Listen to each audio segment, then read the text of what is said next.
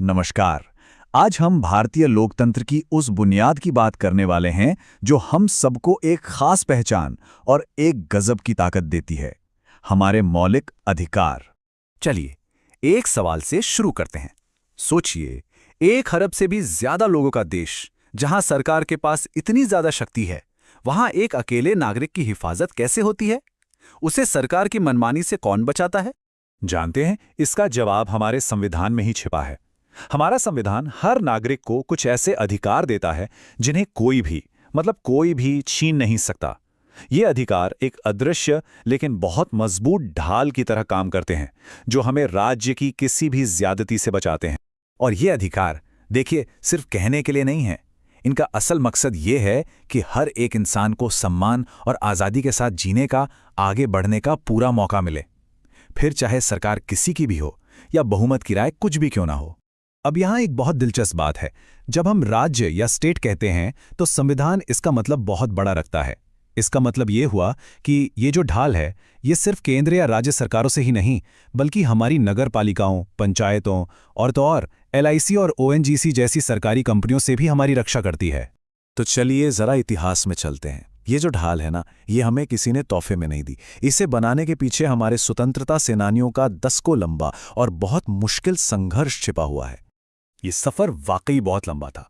देखिए, 1895 में लोकमान्य तिलक ने पहली बार भारतीयों के लिए अधिकारों की आवाज उठाई थी, और वहां से लेकर 1948 तक, जब इन्हें आखिरकार संविधान के मसौदे में जगह मिली, ये हमें दिखाता है कि ये अधिकार आज़ादी की लड़ाई की एक बुनियादी और बहुत ज़रूरी मांग थे। तो अब सवाल ये उठता है कि इस संवैधानिक ढाल में आखिर कौन कौन सी शक्तियां हैं? चलिए एक एक करके देखते हैं। यह एक मजेदार बात यह है कि हमारे संविधान ने हमें शुरू में 7 मौलिक अधिकार दिए थे, लेकिन बाद में संपत्ति के अधिकार को इस लिस्ट से हटाकर एक कानूनी अधिकार बना दिया गया। तो आज की तारीख में हमारे पास 6 मुख्य मौलिक अधिकार हैं जो हमारी आज़ादी की असली नींव हैं। ये हैं वो 6 अधिकार, समानता और स्वतंत्रता से लेकर शोषण के खिलाफ अधिकार तक। लेकिन इन सब में सबसे जरूरी है ये आखिरी वाला, संवैधानिक उपचारों का अधिकार। पता है क्यों?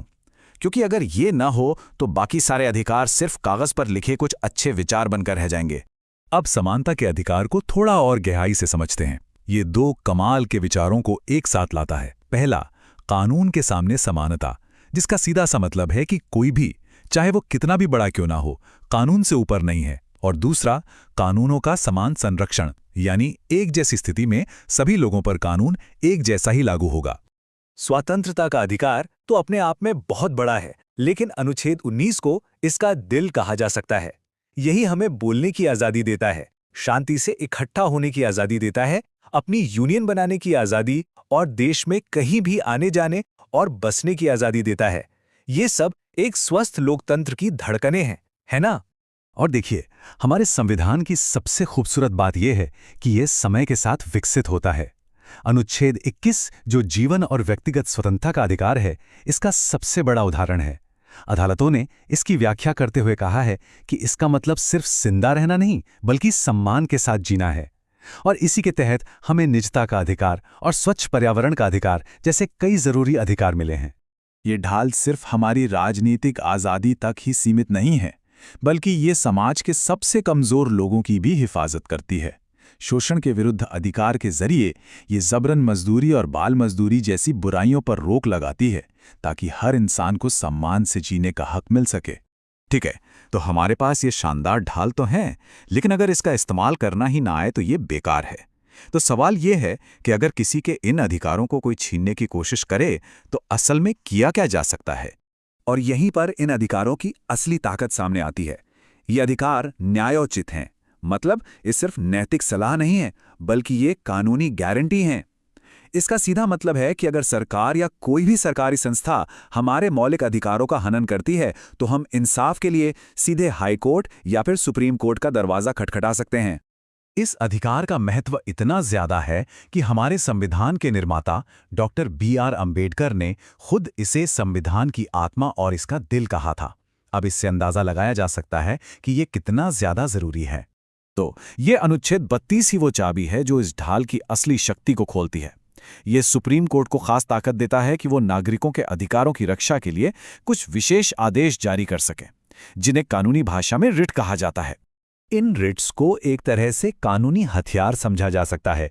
मिसाल के तौर पर बंदी प्रत्यक्षीकरण का मतलब है कि पुलिस किसी को गैर कानूनी तरीके से हिरासत में नहीं रख सकती, उसे अदालत के सामने पेश करना ही होगा। परमादेश किसी सरकारी अधिकारी को उसका काम करने का आदेश देता है जो वो नहीं कर रहा। तो ये वो खास औजार हैं जिनका इस्तेमाल अदालतें हमारे अधिकारों की रक्षा के लिए करती हैं। तो हमने इस ढाल के बनने की कहानी समझी, इसकी शक्तियों को जाना और इसे इस्तेमाल करने के तरीकों को भी देखा। चलिए अब इन सबको जोड़कर देखते हैं कि इसका सार क्या है। तो याद रखने वाली बात यह है कि मौलिक अधिकार सिर्फ कानून की किताबों में लिखे कुछ शब्द नहीं हैं। ये एक जीती जागती मजबूत ढाल है जो हर भारतीय नागरिक को आज़ादी, बराबरी और सम्मान से जीने की ताकत देती है। और इन अधिकारों को समझना ही इन्हें बचाने की दिशा में पहला और सबसे ज़रूरी कदम है। अब जाते जाते एक सवाल के साथ छोड़ जाते हैं। जरा सोचिए, इनमें से कौन सा अधिकार रोजमर्रा की जिंदगी में सबसे ज्यादा मायने रखता है? जब हम इस पर सोचते हैं तो संविधान की ताकत हमारी अपनी जिंदगी का हिस्सा बन जाती है।